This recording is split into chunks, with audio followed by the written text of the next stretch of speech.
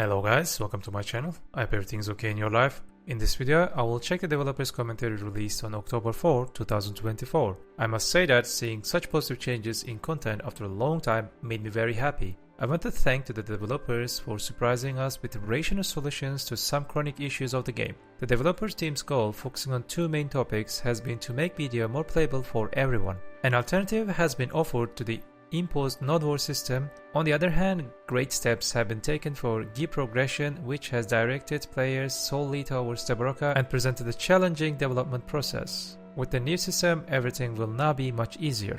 Without further ado, I want to move on to the details.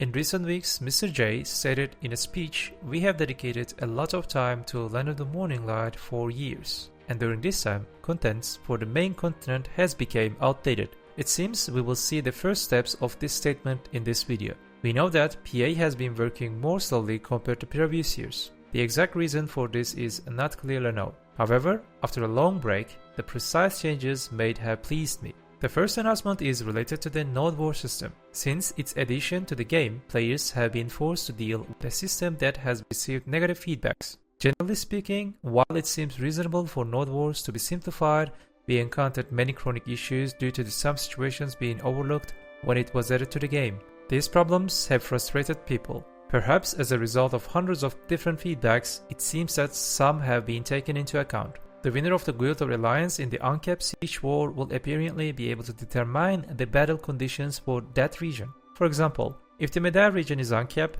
the castle owner will decide the rules for node wars to be held in that area for a week. Two main options will be presented. The first one is the old style node wars, and the second is the current node war system in the game. This is quite a nice approach, but what about the other regions? In those areas, due to the participating guilds generally being less crowded and appealing to new players, they plan to maintain the current node war system. They indicate that it will take about 2 months to complete these changes. However, I must point out that I hope the developers will also listen to other feedback we have sent, because the only problem with the existing node war system is not just its preference. This system has many chronic issues within itself. I hope they will also improve it during this period and create more enjoyable gaming environment. In the second part, we will take a look at the item updates. The developers aim to solve the difficulty of obtaining the Broca set using a method similar to upgrading Sovereign Weapon. I must say I love this system. They indicated that they would incorporate a simplified upgrade logic from enhancing Sovereign Weapons into the new system.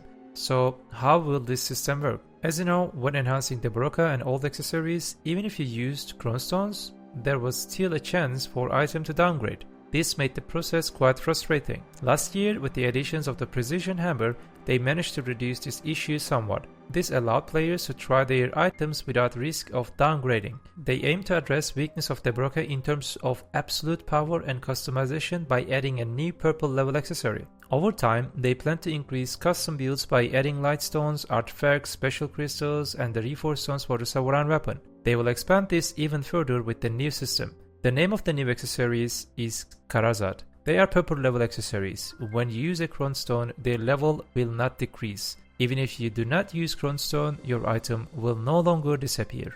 Just like with weapons and armors, its level will decrease. This will actually make enhancing accessories much easier and more consistent. You will not need the same type of accessory to upgrade it. So, how will you obtain this item? Two main methods are being offered. The first is as follows. When you melt down your yellow grade pen accessories, you will obtain the Essence of Down item. Additionally, this item will also be obtainable from certain mobs.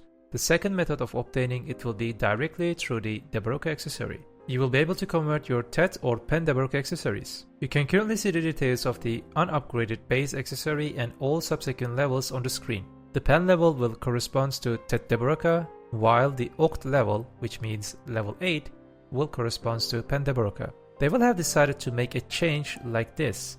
Adventurers who put in lots of effort to obtain Pen Broca will be rewarded by being able to exchange the Pen level Broca for no level Karazad. This means that if you own 6 pen Debrakas, you have gained 7 more AP and 16 for accuracy. By the way, all Karazad accessories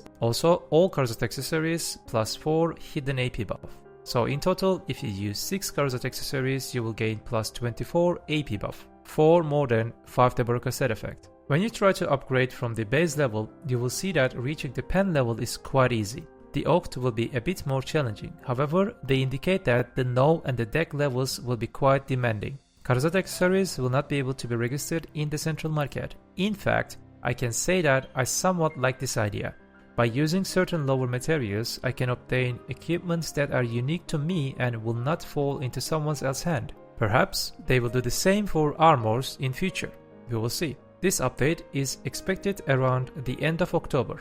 During this time, you can start working on obtaining the necessary materials for Karazad accessories. How you want to obtain item is entirely up to you.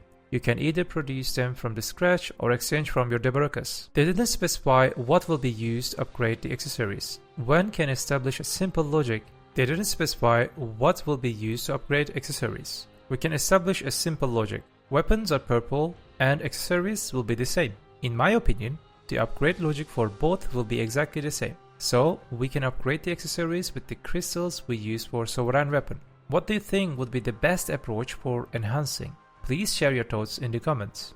When you equip the Karazad accessories, you will gain 6 new crystal slots. These crystal slots will be exclusive for new enhancement stones. We will obtain these stones by melting the existing yellow accessories in the game. However, to maintain the current AP balance, a detail has been added. When you focus on custom crystals, you will get desired stats, but there will be decrease in sheet AP.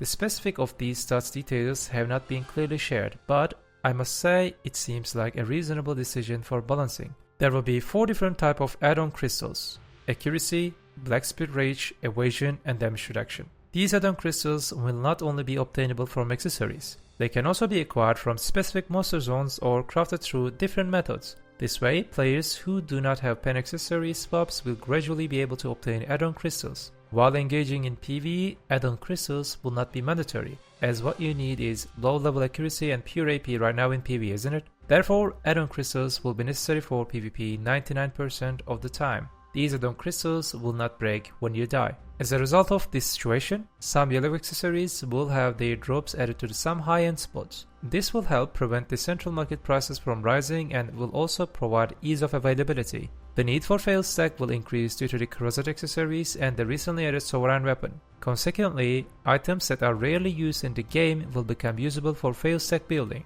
For example, the Crystals of Despair item will be used in fail stack building. Ultimately, the Calpheon Elvius spots will become valuable. They mentioned some materials that will be necessary to craft the base version of the Karazad item, isn't it? They also shared details about the spots where these materials can be obtained. There will be new PV spots in Land of the Morning Light region. Yes, you heard right, new spots on the empty continent. With the materials obtained from these spots, the Karazad accessories can be crafted. I love the idea of adding new spots to Land of the Morning Light region because it was quite empty. It is a fantastic continent but very deserted. Finally, you will be able to spend time here and create memories. Currently, they talked about 4 different spots: Dokebe Forest, Honglim Base, Golden Peak Cave, and Govan Plateau. We don't have full details yet, but each spot will have its own unique mechanics. For example, for the Golden Peak Cave, they thought that while you're grinding, the peak statue in this area will fill up with gold. Once it reaches a certain point, it will explode. I hope it won't be a useless mechanic with weak income potential. We will see. Lastly, they mentioned the hardcore servers. However, since it is still in the development phase, they didn't share any details. The area you see on the screen seems to be one of the contents of this server. The global app notes indicate that this area will be added to the game but will be inaccessible. It's said to be located between Mikun and Plaku. That's all we know. If I forget to mention something, please forgive me. I got a bit tired because they presented us with lots of content in a very short time. So, what do you think about these contents? Please share your thoughts in the comments. In the last part, I will quickly mention Dosa Awakening. It is inspired by the element myth of classic Asian culture and uses 5 different elements: fire, water, earth, wood, and metal. These elements have properties that feed into each other. For example, if you use a fire skill followed by a wood skill, the wood gets stronger due to the existing fire buff. Similarly, if you use water skill while the wood buff is active, the water skills get stronger. They have created a very original class with its own internal buff system. You can find a video where I show the skills one by one on my channel. Based on my experience trying it on global lab servers, I can say that it is extremely enjoyable to play, a class that feels like a mix of Dark Knight and Awakening Wizard awaits you. Its ability to move quickly and cast skills over large areas is excellent. You can find videos on the channel that showcase the skills as well as the combat trailer. In the coming days, you will also be able to find PvE and PP videos related to the class on my channel. If you do not want to miss these videos, please subscribe and turn on notifications right now. Most importantly, let me know what you think about these changes, because reading your thoughts make me very happy. By the way, don't tell anyone, but I must say that I am Dosa Awakening main since 2016. I hope you guys like my content. Do not forget, BDO is just a game. Have a nice game.